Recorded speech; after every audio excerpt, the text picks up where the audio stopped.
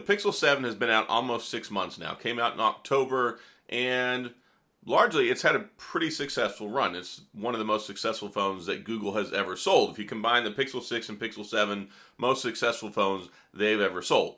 Not that the bar is really high, but they're making progress. They're picking up some market share. They're doing better.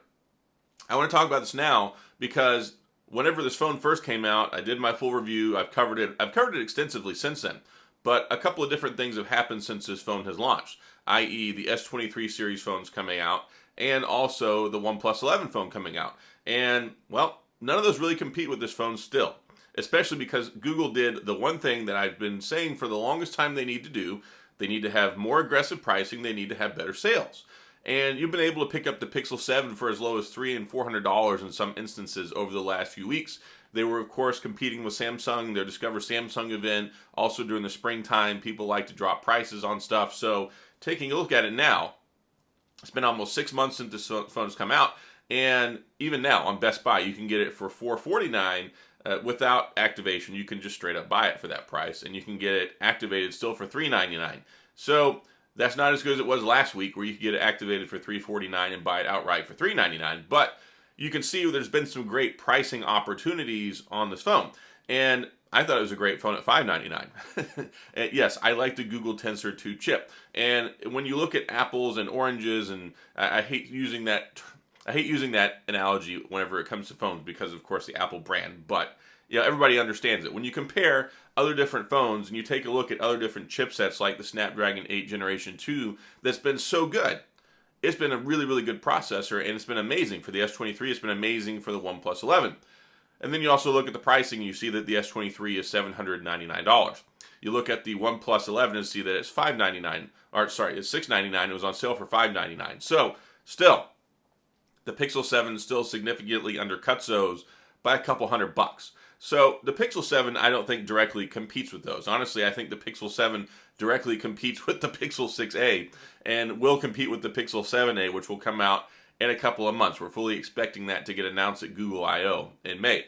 But right now, whenever you take a look at pricing, when you take a look at performance, you take a look at long-term security and support, we're still getting 3 years of operating system updates, 5 years of security patches. Still has the best point-and-shoot camera you can get, I think, in any smartphone, at least available in the United States. So, still being able to grab one of these for under $500, that's a great deal, especially if you want to take some great photos. The Pixel 7 takes amazing photos. It takes good night photos. It has good video. It's got 4K 60 video on the front and the back now. It's got better microphones than it's had in the past. And that was one criticism that the Pixel phones previously had. They didn't do good video. And a lot of people have really come around and realized that the Pixel 7, it does a lot better video than it used to, and it makes it much more competitive. So you don't just have that. You've got good video, you've got good pictures, you've got good overall performance. And of course, you've got a 4,400 milliamp battery, you've got 8 gigs of RAM, you've got the 90 hertz screen on here, 6.3 inch display, and I think it's a nice looking phone. I know I don't really care for the lemongrass one that I bought. I wish I had the white one, or even the black one would be fine. If you like the lemongrass, go for it. I don't want to insult anybody. The hazel one with the Pixel 7 Pro, though, that is amazing looking color. But yeah, it's really nice. It's a nice premium design. That's one thing I really appreciated that Google did. I didn't like the whole kind of plastic minimalistic approach they did with the previous Pixel phones, especially like the Pixel 3, the Pixel 4. I really wanted a more premium design, a little bit more metal, a little more glass. And they really stepped up their game with the Pixel 6 and with the Pixel 7. So, yeah, I think it's premium looking. Got the nice brushed aluminum, the single unibody design that flows into the camera. It's a really good, it's a good design. I think they've done well. And looking at the mock-up designs that we've seen for the Pixel 8 or Pixel 8 Pro that were leaked, it looks like it's still going to, it looks like it's going to evolve a little bit more. But yeah, I think overall, if you decide that you want to get one, if you like the Google software, if you like the Google experience, if you like that minimalistic approach when it comes to the OS, the stock operating system feel, which it feels like an enhanced stock operating system. Like, it doesn't feel like it's completely changed like it does when you look at One UI. When you look at Samsung and One UI and all their own apps and the way they've done everything, which they've done a great job there. I'm a big fan of One UI. I don't even mind saying that in a Google video. It's good. But when you look at stock Android and what they've done with Material U, what they've done with widgets, what they've done with the coloring, what they've done with a lot of the wallpapers, and like the design on things has really changed quite a bit fundamentally from what we used to have with just a regular plain Jane stock experience with, like, let's say the Pixel 5. It's really kind of changed a lot since then. And of course, it's changed with the Pixel 5 even now because, of course, now that we're on Android 13, things have changed a lot. So there was one thing this last week that was kind of a snafu with the phones. There was the talk of this vulnerability, the security vulnerabilities that the Pixel 6 and Pixel 7 had. Those have been fixed, of course, because of the March security patch and update, which of course was delayed, and nobody said why it was delayed. It seems like it was delayed because they found out, oh hey, we've got to fix these bugs. We've got to fix these security vulnerabilities. So they actually got those fixed. So it no longer has the crazy security vulnerability on here where, you know, you have to worry about your phone getting hacked. So that's good.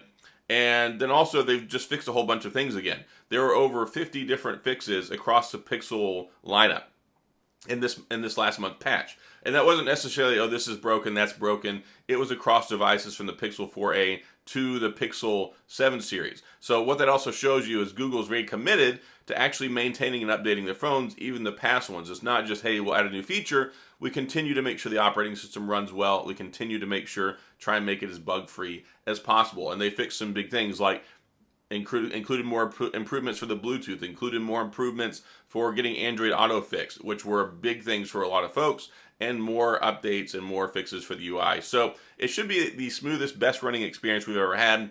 The Google Pixel 7, for me, has been a really good experience. And I know for a lot of other people has too. And I still get a lot of folks in the comments saying, hey, I picked up a Pixel 7, I love it. Hey, I picked up a Pixel 7 Pro, I love it. Even people that have switched over from iPhones or switched over from Samsungs or from other phones. So yeah, I think that they finally got the magic recipe almost right here. Now, there are some things that I'd like to see them do with the Pixel 8 once it comes out. Yes, we'd still like to see a better fingerprint sensor. Not that it hasn't gotten better. It's gotten better on here for sure. I'd like to see where I can use facial recognition along with like Google Pay. That would be nice, you know? So there are just some little things that they need to fix here and there along the way. Maybe reinforce the camera glass on it or design it a little bit differently for the Pixel 8 so that way we can assure there's going to be no issues with it. Just some little things here and there, but by and large, most of the stuff that they need to fix or stuff that they would really need to improve with the phone are very minuscule at this point because they've made a lot of changes from the Pixel 7 to the 6 to the 7. Like, there's no doubt there. There's been a big change, especially underneath the hood with the Tensor Generation 2. I'm fully expecting the Tensor Generation 3 will drop down to that 4nm processor everybody expected with this phone. We'll get more power, we'll get less heat. And that's another thing. I know some people still have some heat issues, especially if you're going to use like GPS for a long time. That's something that can really warm up the phone if you keep it running for a long time. But there have been a lot of strides made from the Pixel 6 to the 7. And then taking a look at the 7, taking a look at the really competitive price, it's still undercutting basically all the competition. You still get a flagship level experience. You get top-notch quality camera setup. There's a lot of good things to like here and a lot of things that people do like. So I think even taking a look at it in 2023, after all these other phones have come out, that it really doesn't compete with because it really undercuts them by a lot, by several $100s, even the cheaper variants. So I think that it still kind of stands alone on its own, and I think it's a great phone if you're still considering even picking it up today. So that's all I've got. If you have any questions or comments, if you love your Pixel 7, if you don't love your Pixel 7, if you got one already, please sign off in the comments. I'd love to talk about it. If you enjoyed the video, please hit the like and the subscribe button and the little notification bell if you want updates when new videos come out. And as always, thanks for being here. I appreciate you watching, and I'll see you guys next time.